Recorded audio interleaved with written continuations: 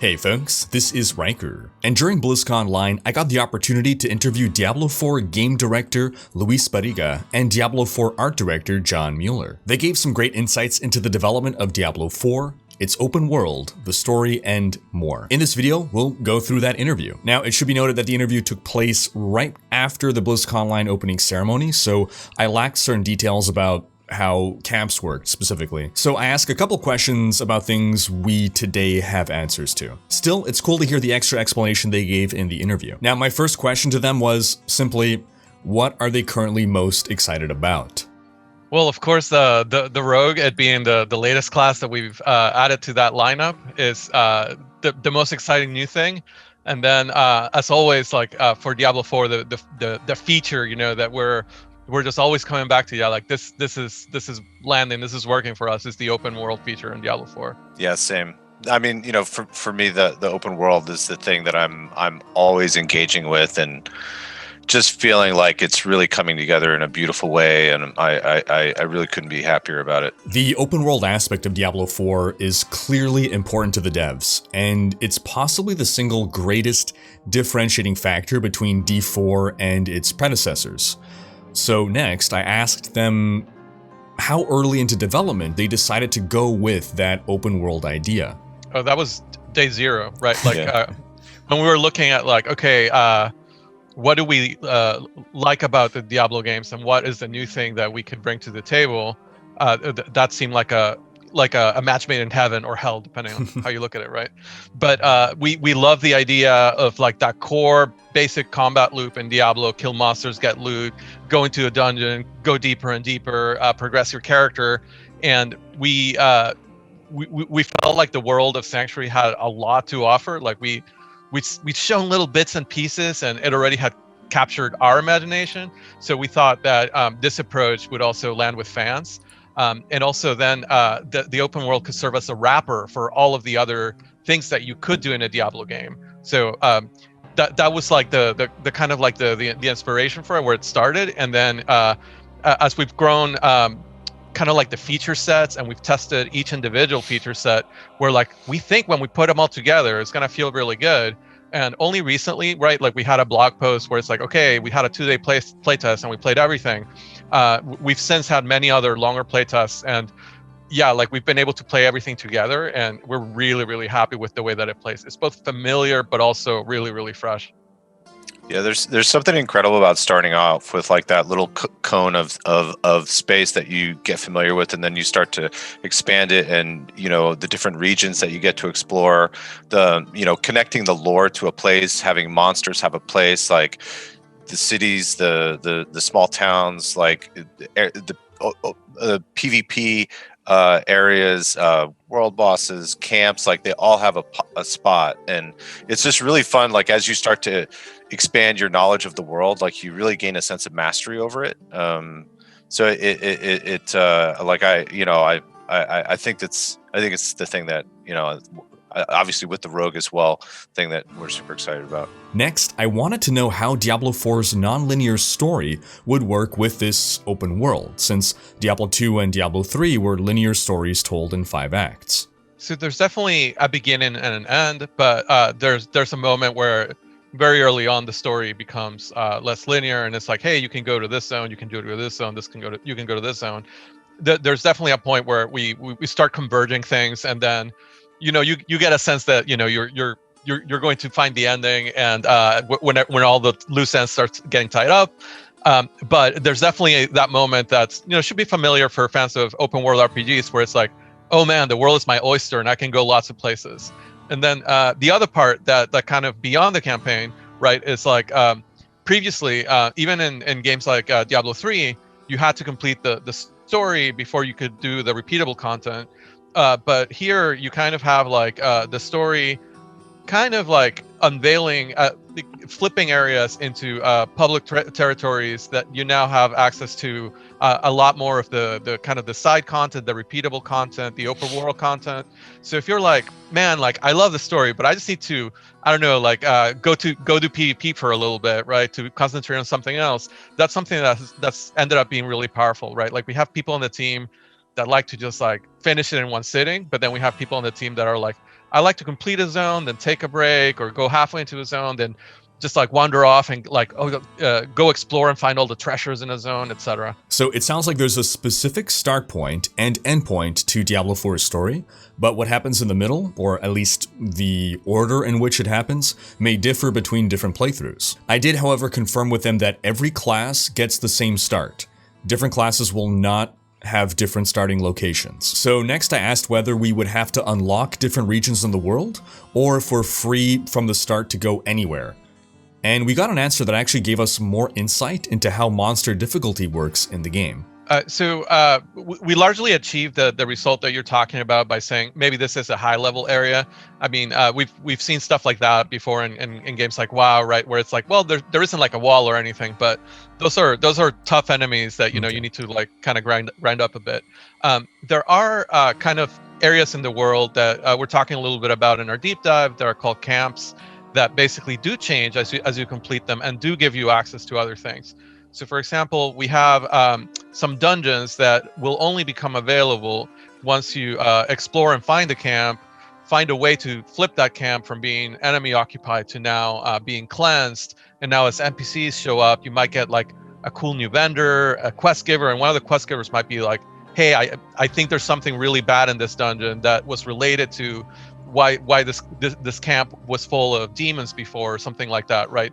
So while it's not literally like, hey, there's a bridge that's out and you need to do something to get to this area, we do see an impact on the environment. They're really, they're also very thematic, and they're all very different as far as how you achieve the, how you end up flipping the camp.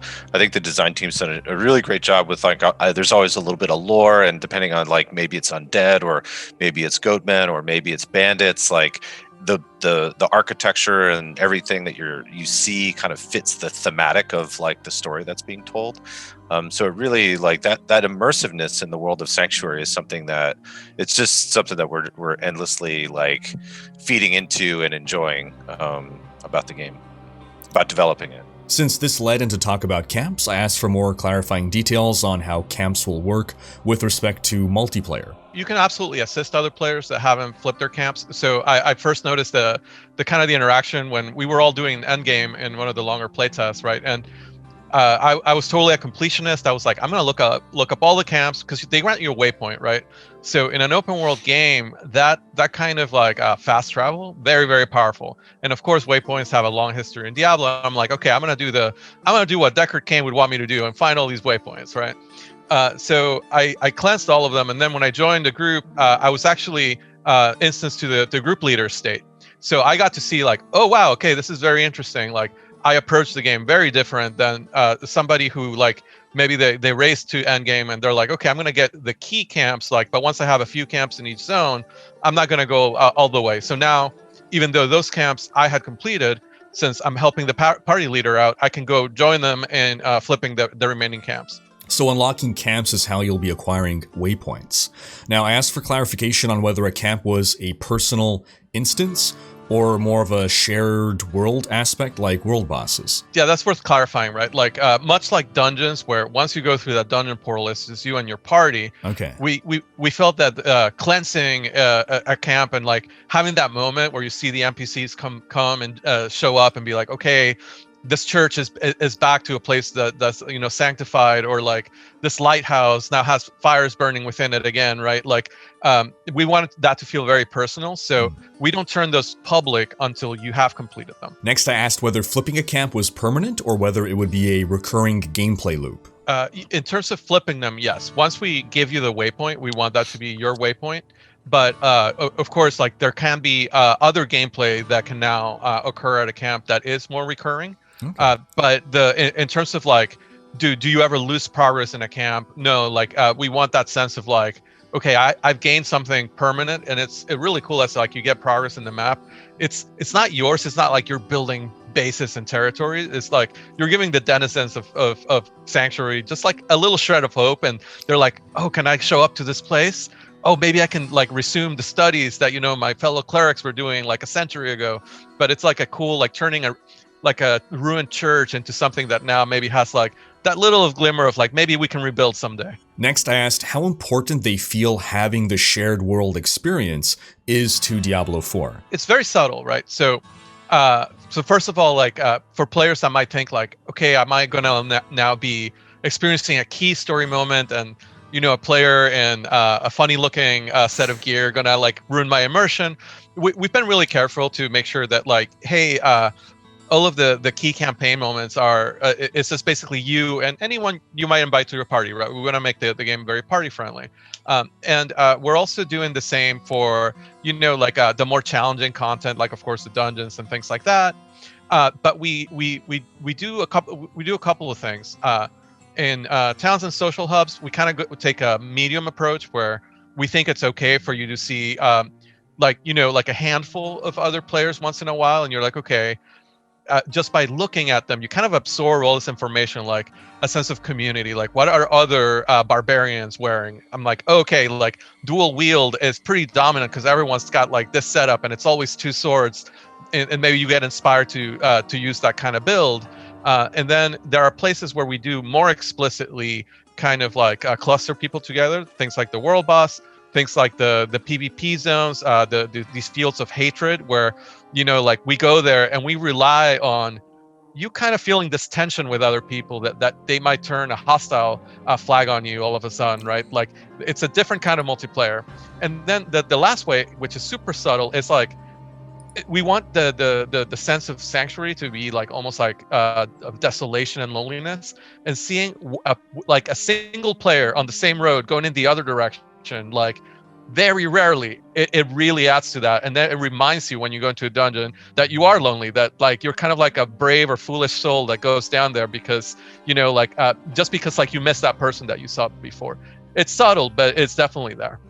That's funny. Like I think the fine line is when it like you see another person and it makes you curious and not annoyed, right? Mm-hmm. Like you don't want to feel like that so I find when I see somebody in the game, like I tend to follow them, because I want to see like what are they doing, like but because it's kind of uncommon. But then when you do something like a world boss, it's great to see other players because you really need them for those kind of moments. I thought that was really interesting how they're effectively reinforcing the feeling of this world being desolate and lonely by having you occasionally run into other players. And it makes sense, right? If you're playing a single player game by yourself, you don't really feel lonely.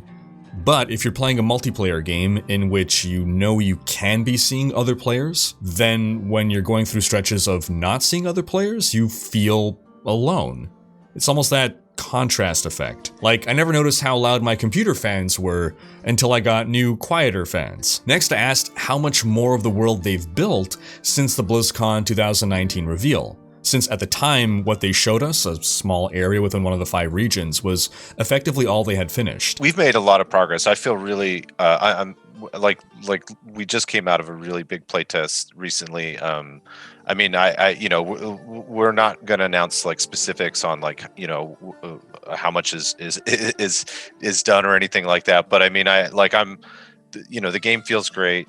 It looks great. I feel really happy with where we're at currently. Yeah. To kind of add to that, right? Like there's not like a progress bar that we can say we're at this percentage, right? But yeah. But like John and I had this playtest where like we gave the team a whole day to play the game. And you of course, as art director, as game director, you have your checklist of like, okay, the quest logic here feels good, the distances, okay, that all checks out. And at some point, you're like, okay, I think I got everything I needed out of this playtest. Yeah, usually after like the first day or two, like then you're, then it's just like you're a gamer, right? You realize you're playing Diablo 4. I don't know, like I played for like 3 weeks.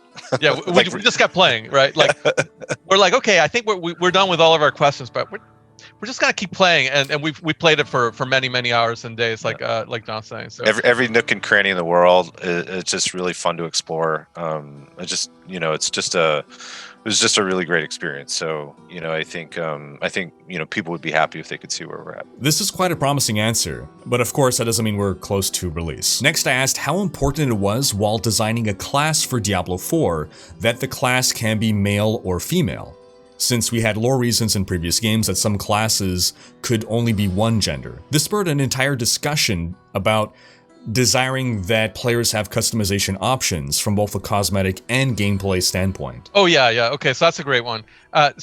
Yes, it's important for us that you have more access to customization options, right?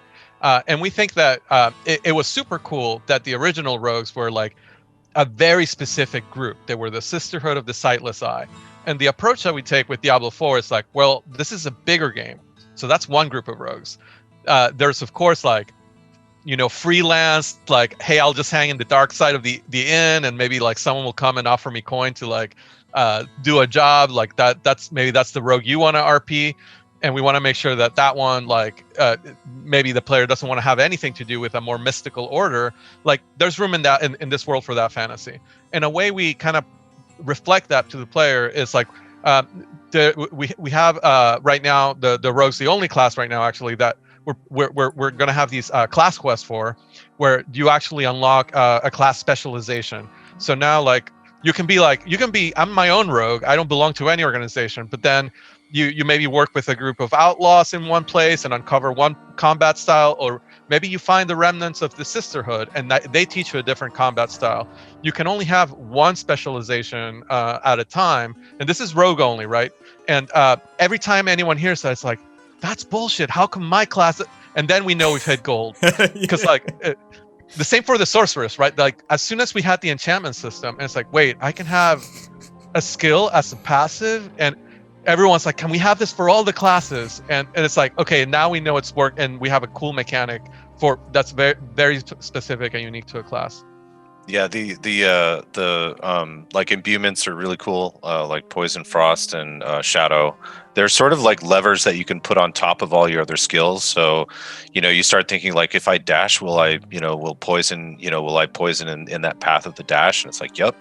Or if you choose Frost, it will Frost. If you choose Shadow, it will. It's a dot, right, Luis? I haven't actually played a lot with the Shadow imbuement. The Shadow, the way it ends up working, right? It's like you're putting these cursed oils on your weapon, and it kind of curses the enemy. So kind of like a mark for death, that when you kill them, they do like an AOE around their buddies. So it's like a really effective as a screen clear if you can get that momentum going. It's definitely a very powerful mechanic, and a little bit different from Poison, which is a straight up dot. Yeah, and then the specializations, like, I like Shadow Realm because it's a little bit more almost like a stealth mechanic, where I can slip into the Shadow Realm and then reposition, and then kind of like it feels a little bit more tactical to me. But I think, Luis, I know you like the combo points, right? Yeah, and like, so much like the customization and the cosmetic end, because you were asking, like, are you gender locked, right? Like, we want to give you lots of options in cosmetics, but we also want to give you lots of options in gameplay. I love combo points. I realize that, like, some people that want to play the class don't like the complexity of an additional resource mechanic. For me, it's like, it turns combat into a little bit of a rhythm game, and it's also like a mechanic that's very Diablo. I know fans will go like, wait a minute, isn't it like? But the Diablo Assassin, to me, is the one that started it all, and we've never gotten a chance to play that mechanic, that combo point mechanic, with a ranged character. So I'm like, okay, I'm gonna try this out, and I really, really dig it. So hopefully fans get to mix and match and find the right combination for them.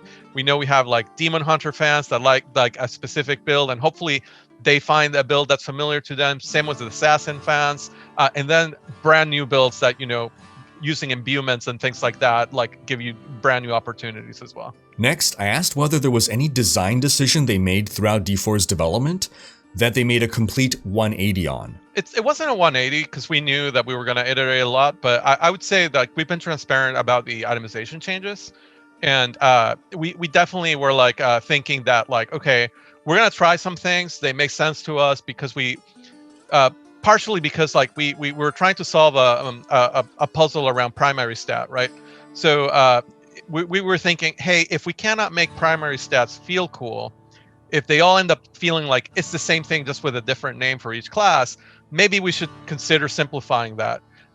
But based on our reaction and how it felt, it's like you lost a little bit of the RPG aspect, and then we saw the community's reaction, which is another input, right? Like, we always try to gut check ourselves and double check with, like, well, are we down the wrong path? Are we maybe like in a bit of like a not echo chamber, but it's like it's not designed by committee, but it's like our team feedback is one voice, the people working on the specific features another voice, John and I, you know, the directors are another voice, and then of course the community are a very important voice. And here was one like where on our administration side we're like, okay, you know, let's give core stats another shot, because I think we might be missing something.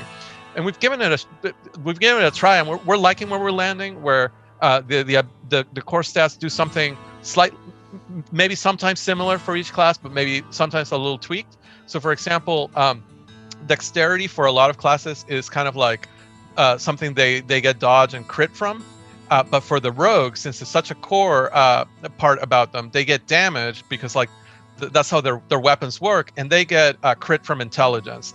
And it kind of makes sense from a fantasy perspective, where it's like, okay, I'm using blades and poisons and precise arrows, so understanding anatomy and understanding like those weak spots like can really help. So we're gonna try this direction, right? Like again, it wasn't a 180. There are many aspects of the itemization that have remained in place that we like, and this has been one of the more like probably most visible ones that the community is aware of. I found this interesting because when I first saw the stat system, and that for every class the stats might do different things, I really wasn't sold on the idea. But hearing Luis talk through the reasoning and design philosophy really helped it make sense to me. I also appreciated the insight about getting different opinions. Never before have we seen a Diablo game developed so openly and with such active solicitation of the community's feedback. But seeing the changes that are being made to the game based on community feedback, some people have expressed a degree of concern over whether this is indicative of a lack of strong direction. It's kind of a catch-22. If they don't listen to feedback, they're criticized for not making the game that people want.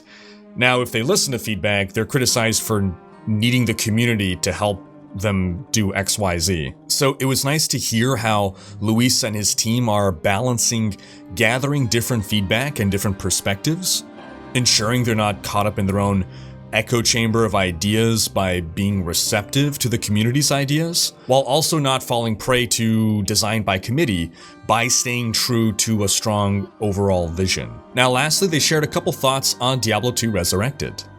It really is that they've done a tremendous job on that project. I've watched it all the way through, so it's been cool.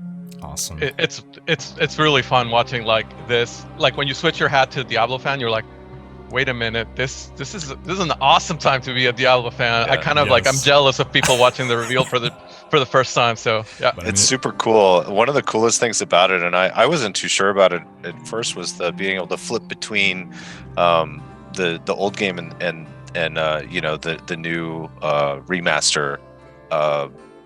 It's such an interesting thing to see how they, you know, it's the game you saw in your head, but then when you see the update, it's a simple thing, but I found myself flipping between the old game and the remaster a lot. And awesome. It's like instantaneous, you know. It was really nice to see their excitement for this other Diablo project. And I share the same sentiment that Luis expressed. It's just a great time to be a Diablo fan. We have so much going on now in this franchise. Diablo 2 Resurrected, Diablo 4 coming, more love coming to Diablo 3, Diablo Immortal. There was a time when us Diablo fans would say, hey, Blizzard is neglecting Diablo, and we can't say that anymore. Overall, it's really great to see the passion these guys have and how excited they are to be putting hours and days and weeks into playing Diablo 4, even in its current state of development. Sometimes you get the impression from some game devs that they don't enjoy playing their own games. And it's hard to blame them because it's work. It's also great to not just get the answer to a question, but to hear the philosophy and reasoning behind decisions that are being made. And that's gonna wrap up this video. But do be sure to have checked out my roundup video on everything we learned about Diablo 4 at BlizzCon Online. Thanks for watching. Special thanks to my Twitch, Patreon, and YouTube supporters for making these videos possible. If you like what you see on this channel and want to support the creation of more content, you can consider pledging on YouTube or Patreon and unlocking behind-the-scenes content, monthly virtual hangouts, and more. If you enjoyed this video, please share it, check out these other videos, and subscribe to join Rhykkers Raiders for more Diablo content.